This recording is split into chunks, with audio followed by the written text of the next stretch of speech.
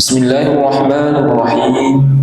Qala al-mu'allif rahimahullahu ta'ala wa nafa'na bihi bi'ulumihi wa asrarihi wa barakatihi fid dharain amin. Ziyadatun,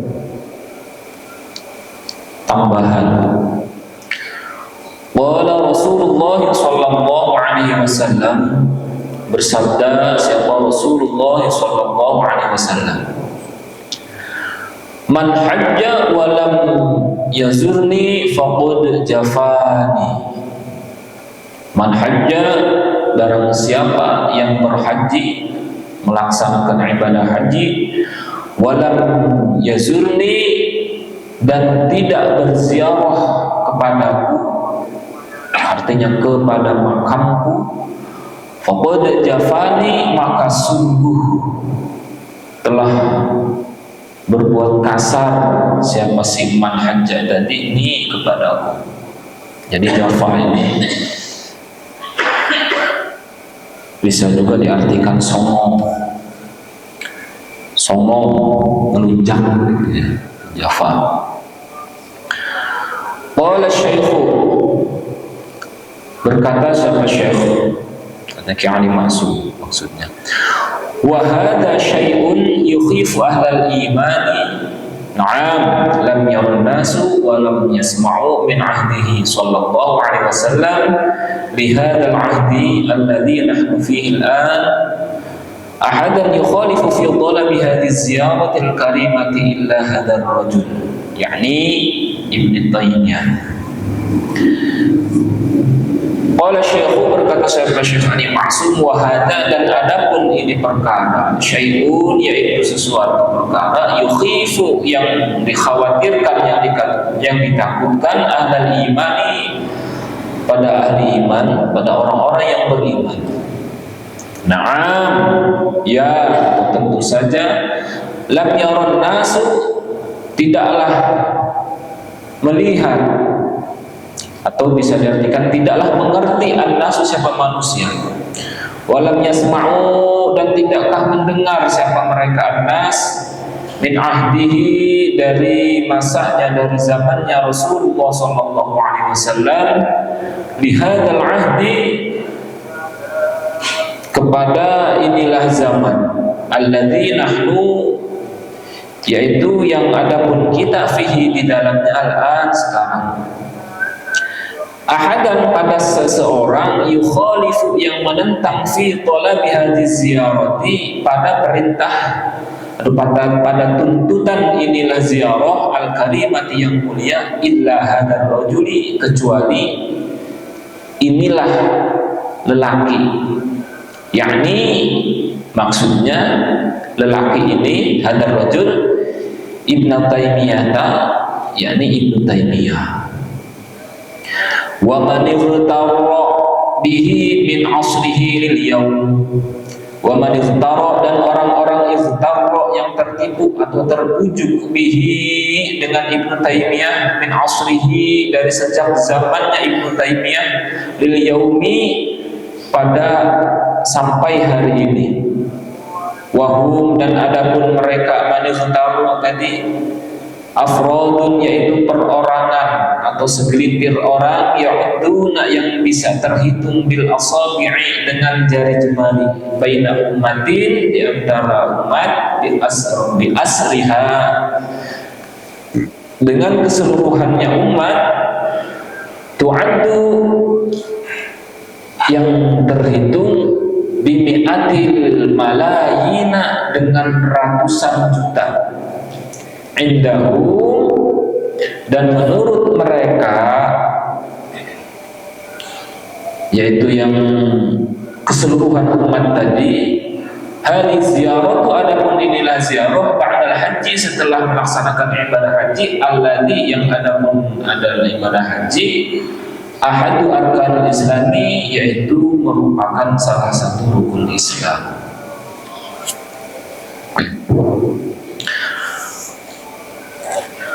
Jadi ada sebuah hadis, ini pasal tambahan, pembahasan tambahan.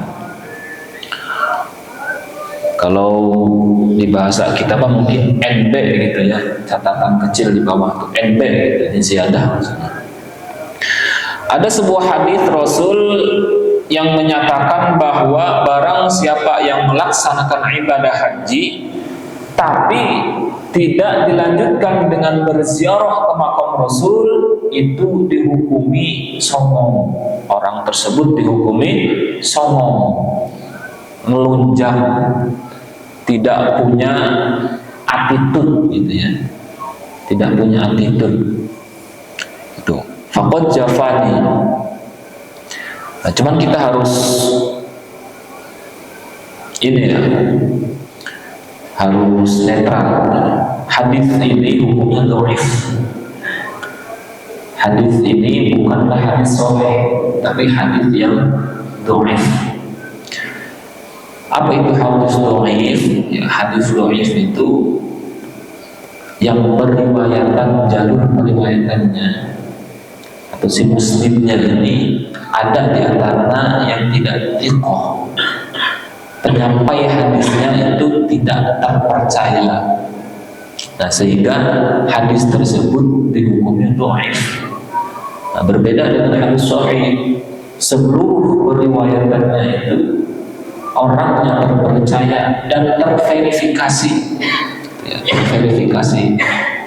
Jadi kalau diibaratkan contoh begini, saya ngomong A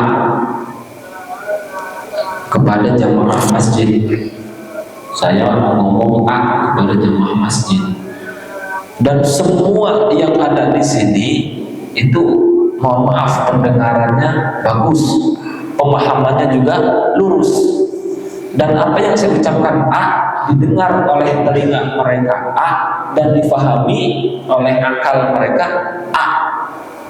Nah, kemudian semua atau diantara jamaah majelis yang mendengar perkataan saya tadi menyampaikan kepada orang lain yang juga terpercaya bahwa kata Ustaz Luki tadi ngomong A. Contohnya Bang Dedi yang ngomong begitu. Bang Dedi menyampaikan kata Ustaz Luki tadi di masjid A, disampaikan kepada orang lain. Nah, orang lainnya ini terpercaya sama tadi, pendengarannya bagus, pemahamannya juga bagus. Nah, dia menyampaikan lagi persis A juga. Nah, sehingga sampai kepada kita, sampai kepada para imam-imam yang meriwayatkan hadis, sehingga itu perkataan saya A tadi dihukumi sahih. Nah, itu hadis sahih. Ya, analoginya seperti itu. Nah, kalau dhaif, nah di antara yang menyampaikan tadi ada orang yang pendengarannya, mohon maaf, kurang misalnya, atau pendengarannya bagus tapi pemahamannya rada lemot. Ya, misalnya tadi Bang Dedi, tadi ngomong apa ya? Tuh, apa ya? Padahal sebelum Bang Dedi menyampaikan A. Nah, pas nyampe ke Bang Dedi, dia ragu, ini apa ya? Nah, inilah udah mulai ini. Nah, ini permasalahannya bisa menyebabkan ini hadis menjadi dhaif. Nah, yang lebih parah kan nanti ada hadis marfu, ada hadis yang kadzib, hadis yang bohong. Nah, kalau itu mah dia buat-buat kata Nabi, tapi Nabi nggak bilang begitu. Nah, ini malah buat dhaif lagi, bahkan hadisnya palsu. Nah, hadis yang tadi kita sebutkan tadi, man hajja walam yazurni faqad jafani, ini dihukumi hadis yang dhaif. Nah, cuma sepakat para ulama, ijma' para ulama, hadis yang dhaif boleh diamalkan sebagai fadhailul a'mal, sebagai keutamaan beramal. Yang tidak boleh menggunakan hadis dhaif itu kalau penggunaannya untuk masalah akidah, masalah usul-usul din, masalah usul-usul fiqh, hukum halal haram. Ya, nah itu baru tidak boleh menggunakan hadis yang dhaif, hadis yang lemah. Tapi kalau bab-bab furu'iyah, cabang-cabang daripada syariat, nah itu boleh. Karena apa? Karena yang kejar itu fadhailul a'mal, keutamaan beramal, selagi tidak melanggar perintah syariat yang lain, selagi tidak bermaksiat. Nah itu berarti boleh dipakai. Contoh tadi ini, berziarah ke makam Rasul, maksiat enggak isinya? Ketika kita berziarah ke makam Rasul, isinya maksiat enggak? Kalau isinya maksiat, ya haram, tidak boleh pakai hadis ini. Tapi kalau intinya ketika kita berziarah ke makam Rasul, kita baca sholawat, kita baca zikir-zikiran, bahkan kita baca Quran, Yasin, surah Al-Ikhlas, Falaq, Binas, kan gitu ya, yang sering kita pakai kalau ziarah. Itu kan bukan maksiat, itu mah ibadah, zikir kepada Allah. Yang berarti tidak haram begitu. Jadi boleh nggak ini hadis dipakai? Ya boleh banget, asal isinya tidak bermaksiat kepada Allah. Atau jangankan ziarah ke makam Rasul, sholat aja kalau di dalamnya maksiat kagak sah, bahkan haram. Sholat yang hukumnya wajib, kalau di dalam sholat ada maksiat, haram sholatnya, batal dan haram. Contoh, sholat isya tidak menutup aurat. Sholat isya tidak menutup aurat, kan haram itu. Sholatnya pertama tidak sah, karena syarat sahnya sholat itu harus tertutup aurat. Yang kedua, sholat juga haram kalau tidak ada uzur. Tuh, sholat ada yang hukumnya wajib, kalau maksiat ya tidak sah, bahkan jadi haram. Apalagi hanya perkara-perkara tadi, perkara-perkara furu'iyah, ya. Contohnya tadi ziarah kubur itu perkara furu'iyah. Nah, perkara ziarah kubur ini kan mengalami penentangannya. Jadi mengalami penentangan. Siapa sih yang mulai?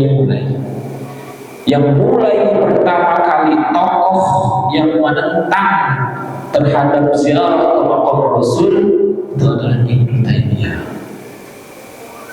Nah, yang pertama kali ngepalain bahwa ziarah ke makam Rasul itu haram itu adalah Ibnu Taimiyah.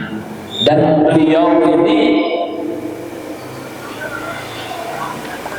menyampaikan kepada murid-muridnya, kepada kelompoknya, kepada santri-santrinya, sehingga santri-santrinya kita terbawa tadi. Terhasut, terbujuk, akhirnya mereka pun ikut mengharamkan ziarah ke makam Rasul. Tuh, ini Ibnu Taimiyah yang mulai. Padahal Ibnu Taimiyah ini sedikit pengetahuannya. Ibnu Taimiyah ini kan beliau itu hidup di era 8 Hijriah, di era abad ke-8 Hijriah, berarti tahun 800-an Hijriah. Beliau Ibnu Taimiyah. Tapi jauh sebelum beliau, di abad ke-5 atau di sekitar 400-500 Hijriah, itu ada ulama besar yang seluruh ulama dunia mulai zaman dulu sampai zaman sekarang mengakui kealimannya. Itu ada namanya Imam Ghazali. Ada yang kenal Imam Ghazali?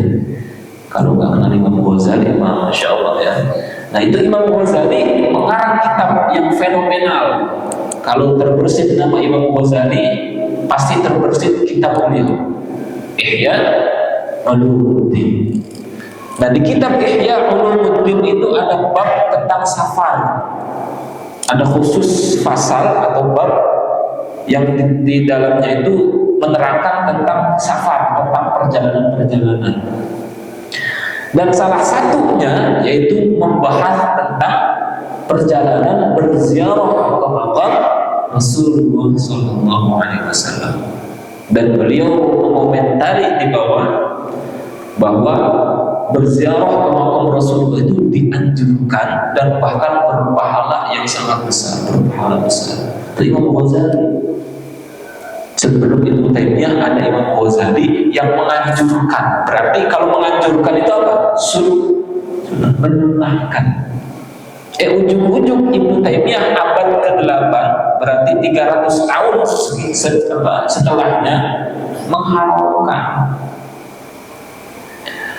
Enggak mau kalah ulama setelahnya di abad ke-10-an Hijriah, berarti sudah di tahun ke-1000 Hijriah.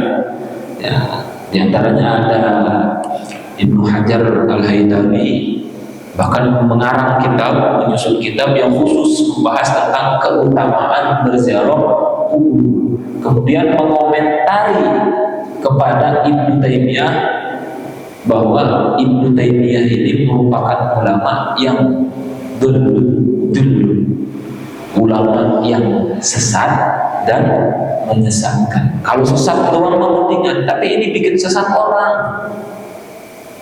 Nah, pengikutnya kan sampai sekarang masih ada. Itu pengikut Ibnu Taimiyah sampai sekarang masih ada yang mengharam-haramkan ziarah itu. Itu pengikutnya Ibnu Taimiyah. Nah, itu bahasanya bisa jauh ini nanti.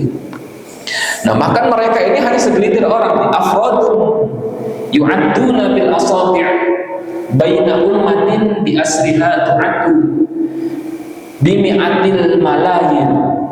Jadi mereka ini hanya segelintir orang dibandingkan keseluruhan umat Islam yang cinta ziarah ke makam Rasulullah Sallallahu Alaihi Wasallam. Jadi ibaratnya 1:1000 lah. Yang pengikut Ibnu Taimiyah ini kan 1:1000. Makanya kita jangan kalah. Kita lanjutkan dulu nih supaya lebih seru. Walau kana liha ula'il mani'ina aqlun warawiyatun lasakatu 'anil jahri bihadhihi syani'ati wa hum yarawna ibadallahi ta'ala tu'addu bil alafi wal malahina tab'athul ashwaqul mughliqah ilaihi sallallahu alaihi wasallam. Walau kana haula'il mani'ina, dan jika mereka orang-orang yang mencegah, aqlun itu aqlun apa akal, warawiyatun dan apa ya, hasil dari akal itu apa? Ide, gagasan. Lasakatu, maka pasti mereka akan terdiam anil jahri, dari bersuara bihadis syariati, terhadap inilah yang mereka anggap buruk. Wahum, dan adapun mereka al-mani'in tadi, orang-orang yang mencegah, menolak terhadap ziarah, yarawna, mengerti siapa mereka, ibadallah, pada ibadah kepada Allah Ta'ala, tu'addu, itu dihitung bil alafi, dengan ribuan, wal malayina, dan jutaan, tab'athuhumul ashwaq, yang membangkitkan pada mereka al ashwaq, apa rasa, apa kerinduan, al muqliqatu, yang menggebu-gebu ilaihi, kepada Rasul sallallahu alaihi wasallam. Fayatrukuna, maka akan meninggalkan siapa ibad Allahum, pada rumah-rumah mereka, wa ahbabahum, dan pada kekasih-kekasih mereka, wa amwalahum, dan pada harta-harta mereka, yutabi'una, halnya mengikuti al-masiro, pada perjalanan, lailan, di malam hari, wa naharon, dan di siang hari, yabtahiluna, halnya memohon siapa mereka ibad ila rabbihim, kepada Tuhan mereka, ayyutila ajalahu, pada mestinya memanjangkan siapa Rabb ajalahum, pada ajal-ajal mereka, hatta yasilu, sehingga sampai mereka ilaihi, kepada Rasul sallallahu alaihi wasallam.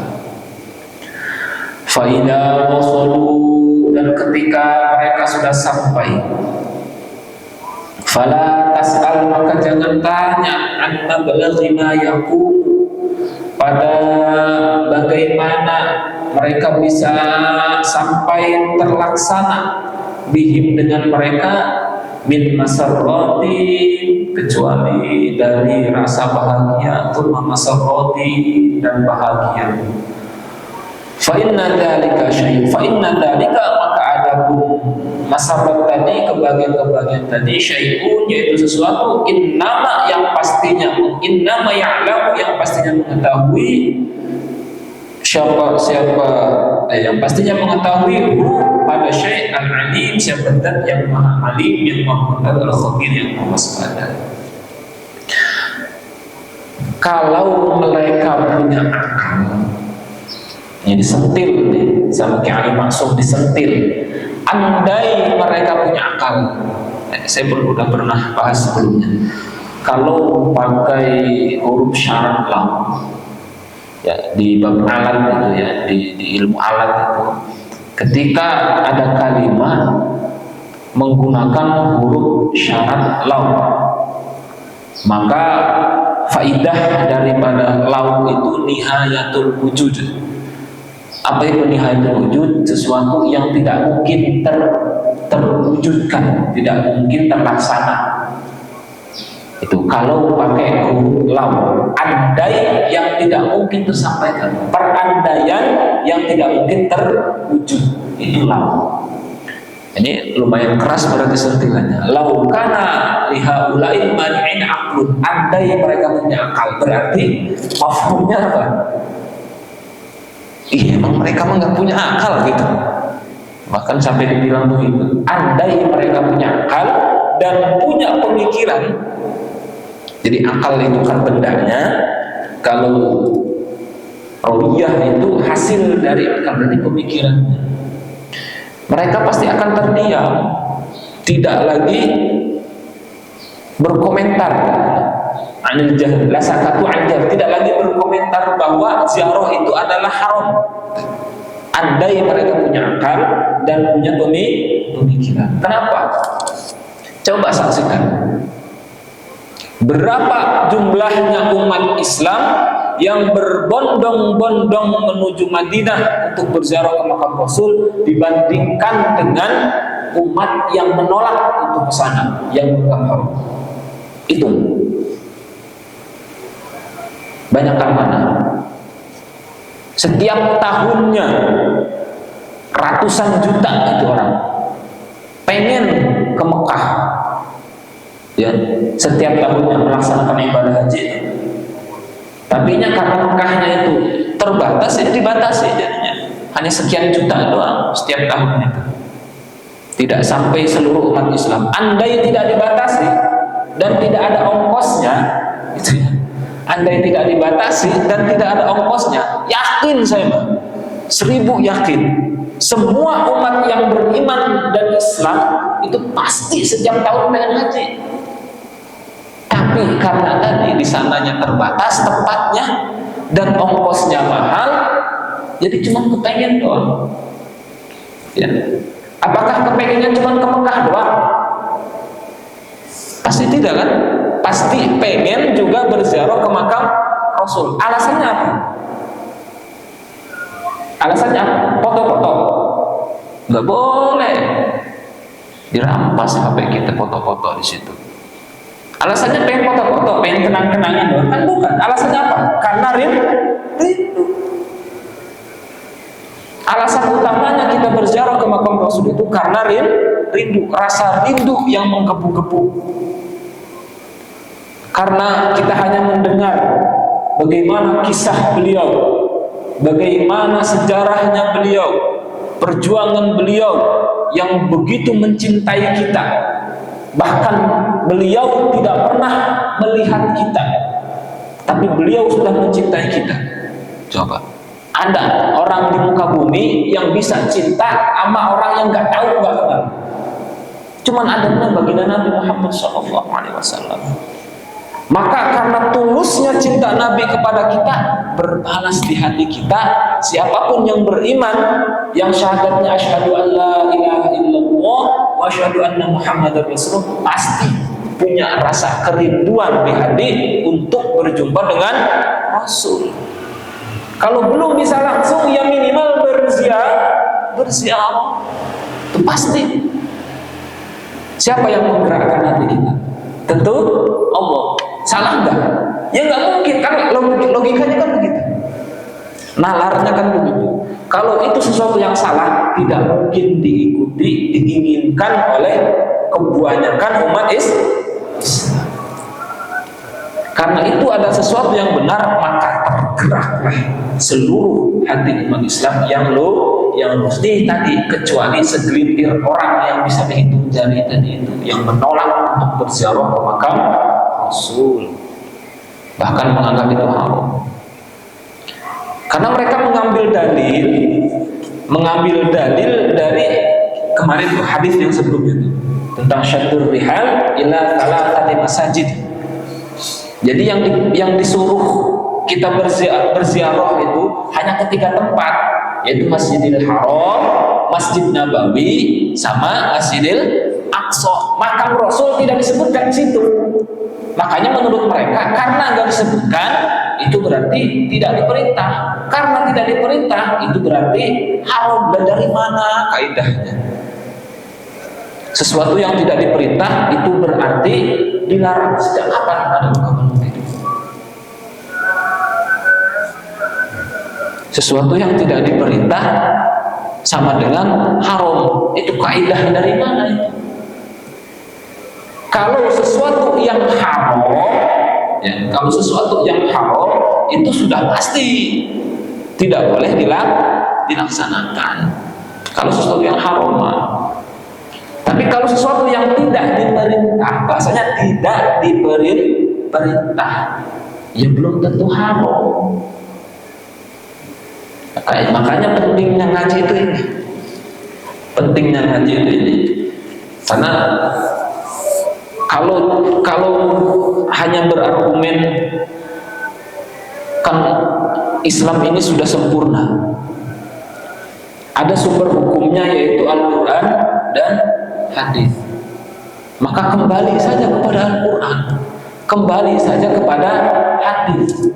Ya oke, fine. Kembali kepada Al-Quran, pelajari seutuhnya Al-Quran, pelajari ilmu dasarnya, tahsinnya pelajari, tajwidnya itu pelajari. Kemudian setelah paham, untuk memahami kandungan Al-Qurannya kan harus belajar juga. Karena Al-Quran itu bahasa Arab, otomatis harus belajar nahwu sorof. Ya karena Al-Quran kan bahasanya Arab, gak mungkin kita belajar grammar. Iya kan? Bahasa Arab ya berarti belajarnya nahwu sorof. Cukup dengan nahwu sorof? Ya tidak, karena Al-Quran itu bahasanya indah banget, tidak bisa dipahami dengan hanya nahwu sorof. Maka perlulah ilmu balaghah, perlulah ilmu mantiq, perlulah ilmu bayan. Dari situ ada namanya qawaidut tafasir, kaidah-kaidah penafsiran. Baru muncullah namanya ilmu tafsir. Artinya kalau kita pengen memahami Al-Quran, tinggal menikmati gitu ya. Ya ngajinya tafsir Al-Quran. Udah banyak kok para ulama menciptakan menyusun kitab-kitab tafsir itu. Ada tafsir Jalalain, itu yang paling ramah tamah gitu. Tafsir sejuta umat itu paling enak difahami karena ya tekstual, hanya mengufas lafaznya. Kalau pengen yang lebih ini lagi, memahami takwilnya, banyak, ada tafsir ya, Al-Jailani, Tuan Syaikhul Qadir itu menciptakan tafsir berjilid-jilid. Wah, itu lebih dalam lagi. Karena Al-Quran itu, kalau saya boleh mengutip ungkapan Prof. Quraish Shihab, Al-Quran itu ibarat bawang merah, tahu bawang merah. Jadi hurufnya itu ibarat kulit terluar. Terus kita pengen memahami isi dari huruf tersebut, kan kita buka tuh kulit bawang, tidak buka. Ternyata berupa kulit lagi. Kita buka lagi, ada kulit lagi. Nah itu Al-Quran kayak gitu. Ibarat bawang merah itu, kita kupas, ternyata kulit. Dikupas lagi kulitnya, kulit lagi. Terus aja kulit terus. Itulah Al-Quran. Jadi jangan hanya sekedar bermodalkan terjemah, kemudian menganggap inilah yang dikatakan Al-Quran. Itu ancamannya luar biasa itu. Man tafassara al-Quran bi ru'yatihi fa maq'adahu finnar. Orang yang menafsirkan Al-Quran dengan logikanya, dengan menurutnya, itu sama halnya dengan menyiapkan tempatnya di neraka. Booking tempat di neraka. Gak usah. Makanya kita mengutip saja. Mengutip tafsir. Kata pendapat Syekh Jalaluddin As-Suyuti di dalam kitab Tafsir Al-Jalalain, ayat ini tafsirnya demikian. Begitu. Ini mah langsung baca ayat, artinya adalah, dan menurut saya ayat ini, ya Allah karim. Padahal itu orang-orang seperti demikian itu boro-boro ngaji, boro-boro pesantren. Kebanyakannya orang baru tobat, kemudian belajar Islam dari buku 1-2 dia baca, kemudian pengen langsung mendakwahkan, pengen langsung berdakwah. Captionnya kayak apa? Akhi hijrah fillah, masya Allah. Hijrah, taubat. Apa susahnya orang taubat? Hijrah. Orang taubat gitu ya. Kebanyakan itu kan akhirnya kan cuma label doang. Baca Qurannya salah lagi. Udah gitu diterjemahkan, terus apa? Langsung difahami menurutnya, bukan menurut para ulama. Ketika ditanya, kenapa kamu tidak mengutip pendapat ulama? Ngapain? Butuh ulama lagi. Ajaran kita kan ajaran Nabi, bukan ajaran ulama. Masya Allah karim. Ente nggak akan kenal sama Nabi kalau nggak ada ulama. Yang mengenalkan Nabi kepada kita itu ulama. Kalau mau langsung kenal sama Nabi, kudunya ente tetanggaannya sama Abu Jahal, sama Abu Lahab, tuh tetanggaannya. Kalau tetanggaan sama Bang Dedi mah, ya kudu kenal sama Ustadz dulu, kudu kenal sama Kiai dulu, baru kenal sama Nabi. Nah, itu ya. Tapi fenomena orang-orang seperti itu tuh sebetulnya sudah ada sejak zaman Rasul. Sudah ada sejak zaman Rasul. Ingat bahwa kiblat kita itu kan sebelum Masjidil Haram, sebelum ke Ka'bah, itu kiblat kita awalnya itu mana? Ke Palestina, ke Masjidil Aqsa. Ke Palestina, ke Masjidil Aqsa kiblat gitu ya. Nah ini dari sinilah ketika kiblat kita ke Palestina, ke Masjidil Aqsa, ini menjadikan secara tidak langsung merekrut orang-orang Yahudi untuk masuk Islam. Karena menurut mereka, wah iya benar nih Muhammad ngikutin agama Yahudi, karena kiblatnya ke Palestina, karena kiblatnya ke Masjidil Aqsa. Akhirnya mereka yang imannya cetek-cetek tadi ikut karena tadi, wah ini sama nih sama nenek moyang kita ya. Tapi begitu dirubah berdasarkan perintah Allah ya, itu diabadikan di surah Al-Baqarah. Tentang perubahan arah kiblat itu diabadikan di surah Al-Baqarah. Ya, awalnya itu yang wakadzalika ja'alna juz 2 pas ya, juz 2 pas ya. Yang ayat wa kadzalika ja'alnakum ummatan wasatan litakunu syuhada'a 'alan-nas wa yakuna rasulun syahida wa ma ja'alna al-qiblata allati kunta 'alaiha illa lina'lama man yattabi'ur rasula man yanqalibu 'ala 'aqibaihi wa in kanat lakabiratun illa 'alal ladzina hadallah sampai akhir ayat. Dilanjutkan ayat qad nara taqallubu wajhika fis sama falan waliyannaka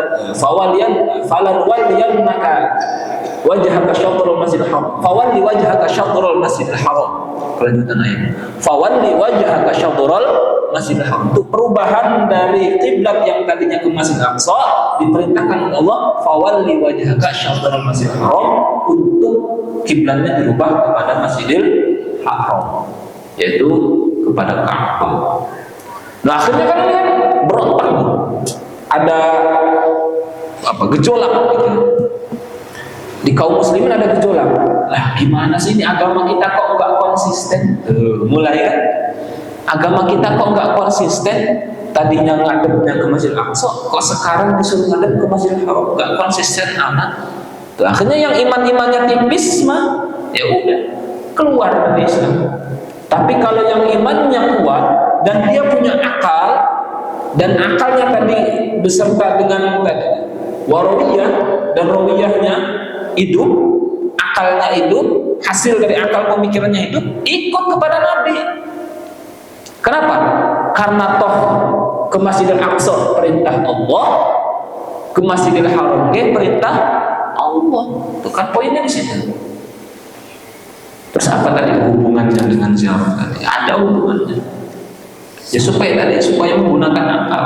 Karena di ayat sebelumnya Al-Baqarah juga walillahil masyriq wal maghrib fa aina ma tuwallu fatawajjullah. Masyriq maghrib itu punya Allah, maka ngadep kemanapun. Coba bingung nggak? Katanya disuruh ngadep kemanapun, tapi kok di ayat yang ono suruh Masjidil Aqsa ngadepnya. Tapi di ayat ini direvisi lagi suruh Masjidil Haram. Kalau yang akalnya nggak jalan kan jadi kacau. Wah ini bener nih nggak konsisten. Nah padahal itu ayat-ayat tetap berlaku hukumnya, tapi oleh para ulama berhasil ditafsirkan sehingga ada rumus. Oh yang ayat walillahil masyriq wal maghrib fa aina ma tuwallu fatamma wajhullah ini untuk sholat safar, sholat fis safar, sholat ketika di dalam perjalanan. Maka ketika kita sholat di dalam perjalanan dan sholatnya bukan sholat wajib, dan sholatnya bukan sholat wajib, sholat sunnah, maka fawalli wajhaka syatrul fatamma wajhullah. Fatamma ngadep kemana aja. Kalau sholat di dalam perjalanan dan bukan sholat wajib, berarti kalau sholat wajib ya tetap kudu berhenti dulu, tetap ngadep kiblat, ikut ayat yang tadi. Fawalli wajhaka syatrul Masjidil Haram tuh. Kalau tahu ilmunya ya nggak bakal sesat. Nah yang nggak tahu ilmunya kan kayak orang-orang liberal, orang-orang liberalis itu kan nggak usah sholat, kan tuh ayatnya di mana-mana tuh ada Allah. Jadi kenapa kita harus menyembah Allah kok harus di masjid? Harus ada tempatnya, kok harus ada gerakannya? Kan Allah mah di mana aja. Ya udah berarti kita ingat aja sama Allah. Itu berarti kita udah ibadah sama Allah. Itu kan sengklek berarti. Tuh. Karena tadi Al-Quran itu seperti kulit bawang. Kalau baru mengetahui arti dari hurufnya, itu ibarat kulit yang pertama. Belum selesai. Untuk modal Al-Quran itu belum selesai. Nah, makanya ketika kembali kepada Al-Quran, kalau yang ngomongnya Imam Syafi'i kelasnya, atau yang sekarang yang ngomong itu Gus Baha, atau yang ngomongnya Ustadz Hadi Hidayat, gitu ya, yang hafal Al-Quran halaman-halamannya apal, huruf sekian letaknya di mana apal. Beliau ngomong gitu, kembali ke Quran. Wajar. Lah ini ikro aja nggak belajar, apalnya cuma qul huwallahu ahad, kok ngomong kembali ke Quran. yaitu fenomena akhir zaman. Nah, kita mah jangan ikut-ikut, udah kita ikut aja guru kita. Ikut aja guru kita, karena guru kita nggak mungkin salah. Ya, guru-guru kita di kampung itu nggak mungkin salah, karena mereka berguru kepada guru yang gurunya berguru lagi sampai sanadnya kepada baginda Rasul. Jadi apapun yang diajarkan oleh guru kita itu sama dengan apa yang diajarkan oleh kita, yakini begitu. Kita yakini saja begitu, jangan sok-sokan langsung ngambil jalan pintas. Di dunia aja kita ngambil jalan pintas gak bakal diterima. Iya, kayak saya sering contohkan, untuk bertemu presiden itu kan ada prosedurnya, harus dari bawah dulu, harus dari RT dulu. Kita kenal dulu sama RT, udah kenal sama RT, sama RW, sama kades, sama camat, sama bupati, sama gubernur, sama menteri, baru sama Prabowo.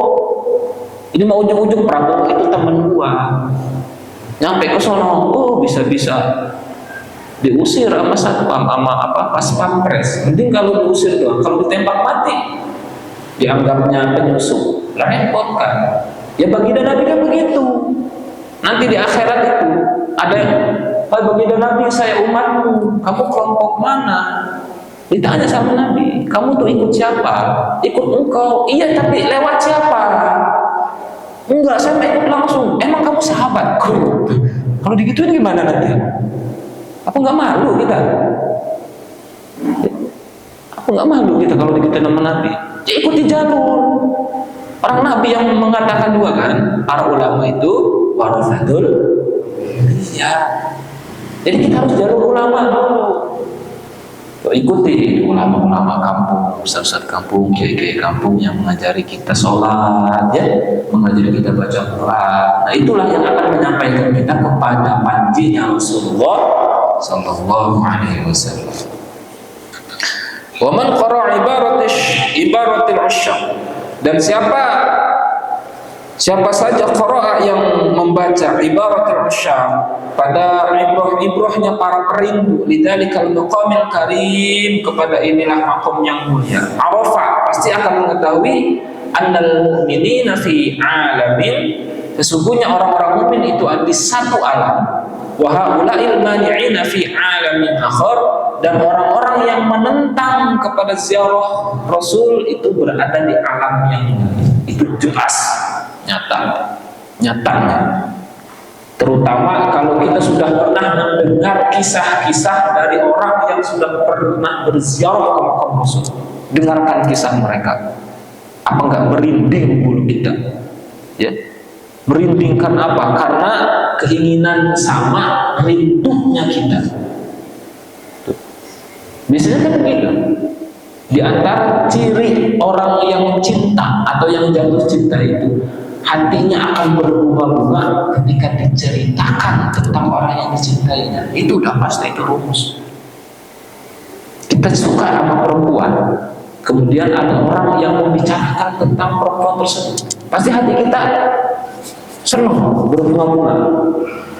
Ya, pengen dengerin terus. Padahal cuma diceritain. Itu bukti kalau cinta.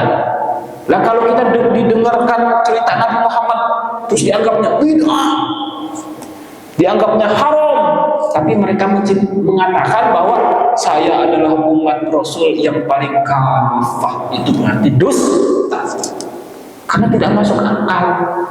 Jadi seharusnya kalau cinta mah harus senang, apapun yang berkaitan dengan Rasul harus suka, harus cinta. Nah, kalau yang berkaitan dengan Rasul dibenci, bahkan diharamkan, wah itu diragukan, kecintaannya diragukan. Berarti cintanya itu hanya cinta dusta. Kalau mereka mengelak, wah masalah ibadah mah bukan masalah hati, bukan masalah perasaan, bukan masalah hati. Kata siapa? Justru ibadah itu sahnya dengan hati, dengan perasaan. Mana dalilnya? Niat. Ibadah nggak pakai niat ya nggak sah. Ya kan? Seluruh ibadah kalau nggak ada niatnya tidak sah, karena niat itu pasti menjadi rukun pasti menjadi rukun di setiap ibadah. Terus mereka mengatakan ibadah nggak boleh mengikuti perasaan. Ibadah kepada Nabi karena rasa rindu nggak boleh.